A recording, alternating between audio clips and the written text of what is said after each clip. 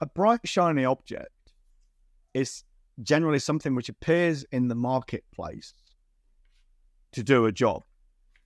And it usually is to do a job which we already do in some way, shape or form, faster, more efficiently, or with some kind of tweak. That is almost the definition of tactical. Now, and I often see people claiming, oh, this new thing, this new BSO, new platform, whatever, it's a new marketing paradigm. No, it isn't. Marketing is always those 15 words, the right message to the right person at the right time and over the right medium. All these BSOs is a different way, a new way sometimes, or a way with a tweak of getting those 15 words into action. That's all they are. And if you think differently, you really need to think again. Mm-hmm. So Clubhouse was about getting the right message to the right person at the right time over their media. Well, Threads is no different, nor is Twitter, nor is LinkedIn, nor is Facebook, nor is any other fucking platform. So BSOs are short-term, they're tactical, and that means then, almost by definition again, they tend to be fueling your dopamine. Short-term sugar rush of your social media marketing. It's the dopamine. And I bet it is quite exciting for some people who care about these things to... And I have seen these threads, by the way, these posts on LinkedIn. People posting on LinkedIn about how they're connected on Threads. Oh, I'll see you there in a minute. Here, here's a screenshot of what we've just talked about. Well, what's that if it's not fucking...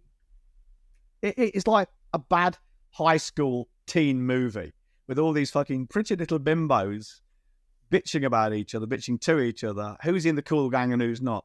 That's exactly what you're doing. If you think that's good for business, unless you're selling stuff to these fucking teeny boppers, you're a fucking retard. Yeah, fair enough. Yeah, no, I'm with you. Another reason I think that people get drawn to these sort of things, and again, it is related to dopamine, of course, because that's kind of what we're talking about now, is from the angle again of these big companies. How many people do we know and have we seen that have built multi-million-pound companies? They got the car, they got the house, they got the wife, they got the kids, but they don't have any status. They don't feel respected, so they become a coach. Like it's a story all this time, isn't it? They were a really good MD or a really good CEO, and they've built the company, they've sold it, and now they become a coach. And often it's a life coach. It's not even a business coach, because they just want some status. They want some people to look up to them as the oracle that they see themselves are. I honestly think this is another reason they get pulled to social media, because they feel like they're not seen as they should be. So they think, right, I'm Billy Big Bollocks. I've got the big company. Everybody should therefore listen to me. So I'm going to go on social media to get my status. And there's another word I'm looking for. Self-worth, self-fulfillment. Self-esteem. That's the word that I'm looking for. Because it's not being fed by their staff. It's not being fed by their business anymore. Their wife is now used to the Birkin handbags. The kids are spoiled little cunts in Audi A1s. You know, the house in the Hamptons is there. These things don't give fuel their self-esteem anymore. So they want to become oracles. And that's incredibly sad too. I agree. It's about, I think, who is it who talks about this? It's, I think it's Ryan Holiday in his book's on Stoicism. No, maybe it's not. It's that Scottish chap. Donald, what's his name? Oh, Robertson. Robertson. I don't remember. It's really about these people want to be seen to be significant. Yeah. As opposed to doing something of significance. Mm-hmm.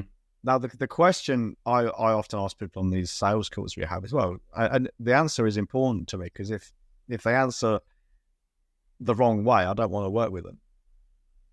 And the question is, hypothetically, are you more interested in being seen to be successful?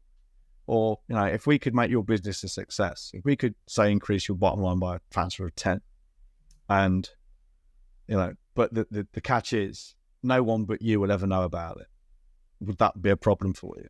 And if they say, oh, yeah, I want to be I want the recognition, etc., I don't really want to deal with them. Mm-hmm. And I imagine there's large parts of our audience saying that's almost contrived, John, because of course no one wants that.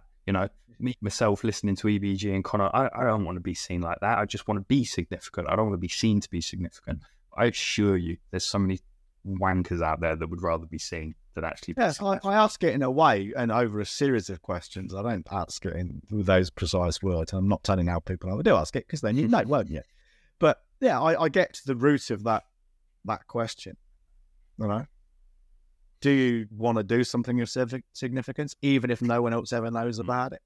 Or does it matter to you more how you'll see it? Because social media isn't just about being seen, is it? It's about being seen to be seen. Yes. It's that embarrassing. Yeah, it's 2 layers deep. Fatuous. It's that superficial. Wanky. So let's begin to wrap this up. What's the real problem here with the dopamine, the BSOs? What's the real problem there, John? Well, BSOs, as we say, they're dopamine. They rely on the hopium traded by the social media Silk Road. Yeah. Okay. Now, the very fact that social media means one thing, they are unwittingly, and this is something I very much doubt you've ever heard anywhere else, any of you listening to this. And that is, the real problem is BSOs, bright, shiny objects, are things like religion. You put your faith in. This object, this thing will solve all my problems, like everything go away. What you're actually doing there is you are putting your focus, you're taking your focus away from things you control, your thoughts, your feelings, and your actions. You're taking them away and you're putting your focus on things you do not control. Algorithms, other users, posting schedules, content, quality, scoring, engagement, all that kind of thing. You are giving away your control. I know it doesn't seem obvious, but that's what you're doing.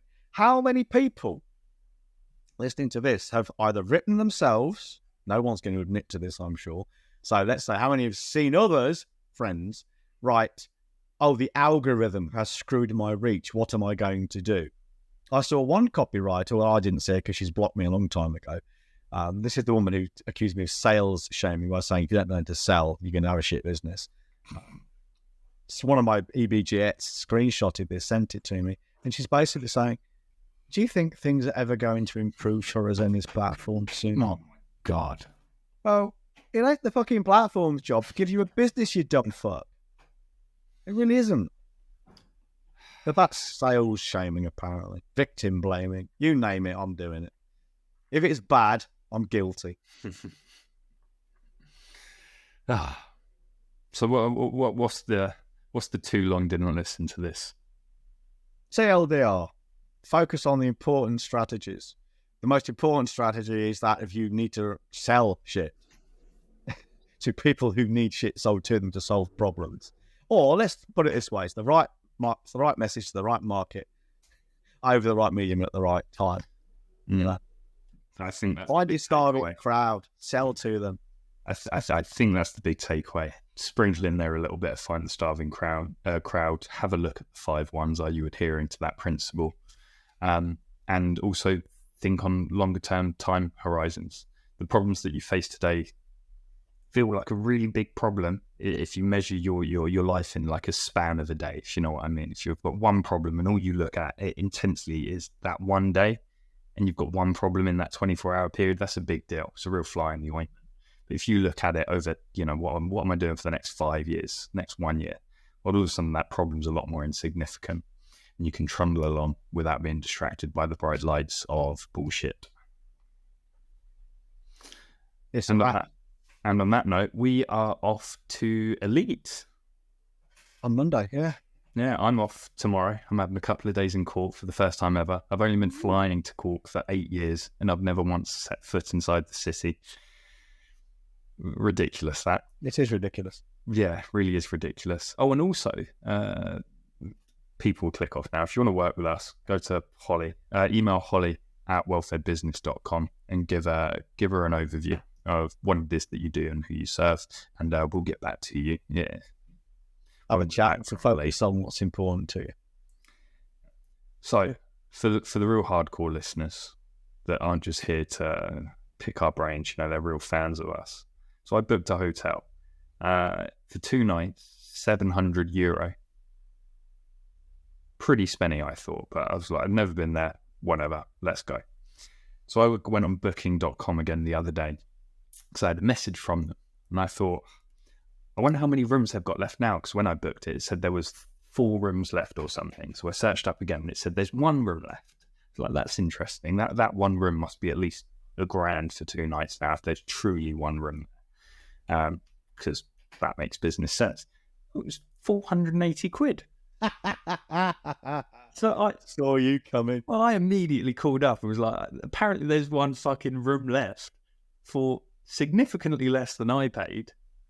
Can we do something about this?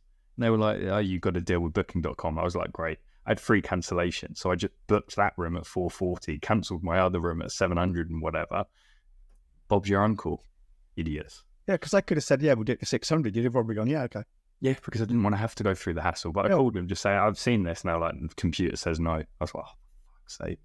Anyway. Karen. You released your inner Karen. No one released the Kraken. It's released the Karen. I just thought, from 720, I think it was, down to 480, I think, to be precise. Thing is, when people piss you off like that, I don't know about you, but I just go for the fucking jugular. Yeah, absolutely. It was like when I complained to Aircom about my internet, they've been charging me for 5 years after I've written to them and told them not to. I was all happy until she said, oh, we'll give you a 6-month refund instead of a full year because it's your fault. I said, okay, you want to play that fucking game, do you? Cancel my telephone line. And I went through the process. I got a complaint number. I contacted the ombudsman. In the end, they just gave me a full refund for the entire 5 years, €1,800. I was happy just to let it go through. I was actually happy just to let it go, to be honest. I thought, you want to play fucking hardball? Let's play hardball. You don't need EBG. Yeah, don't be. And they lost a customer. That's, I've been with them for 14 years at the time. Well, not anymore. So I stayed with them. I'd stayed with them until I died, probably. I'm going through something similar with my opticians at the moment. So at the moment, it's all nicey, but I'm expecting it to go nuclear. So I got contact lenses. They look great, but they're uncomfy. So they got me some new ones. They were far comfier, but they didn't like the visuals weren't as good. And I kept saying to them, this isn't right. Like this really isn't right. They were like, no, it's fine. I was like, no, it ain't. Anyway, I went through 2 boxes of contact lenses, not a load of money, 80 quid, 40 quid a box. And I said, no, book me in. These aren't right. Like, this is the 2nd box that I finished and they're not right. Came in, turns out they'd ordered the wrong prescription for my lenses. So I've been driving, engaging in sport, doing relatively dangerous things, considering I can't see properly. Yeah. So I said, it's no big deal. I said, that's a shame. Let's just order a new box in and we'll deal with that later. I had tons of stuff to do. I was buying new glasses, which are lots of money, new sunglasses. All in all, I was spending a lot of money. I was like, we'll deal with that later. So I've sent them an email saying, hey, now we've got my glasses, new prescription, and all of this sorted. I'm happy to take responsibility for one of the box, but I'd appreciate if you just, credit my account with 40 quid or something for the other box. And I'm waiting to hear what they say back. I've got a feeling they're going to say no. How short-sighted of them, if you don't mind the pun. It's a good pun. But I had a similar experience years ago. I spent my round glasses usually cost me 2,000 quid a time, the glasses, and then the lenses when I replaced them about every year was another 600. He got funny with me over some trivial thing. So I just, okay, I'm never buying for you again, not a single penny. I've been spending a couple of thousand quid every couple of 3 years with you. Never again. Yeah, it's that simple. So short-sighted. And I wasn't arsey either. It's like, it's just, I'd appreciate it if. Yeah. And to be fair, even if they come back and they say no, but if they get a little bit arsey about it, I'll be like, that's when I'll hit the Karen button. Yeah, the book. Hey, what we could do, just engage my services and I'll lead you through the negotiation. Like they did that construction guy. He got 318 grand. You could do the same.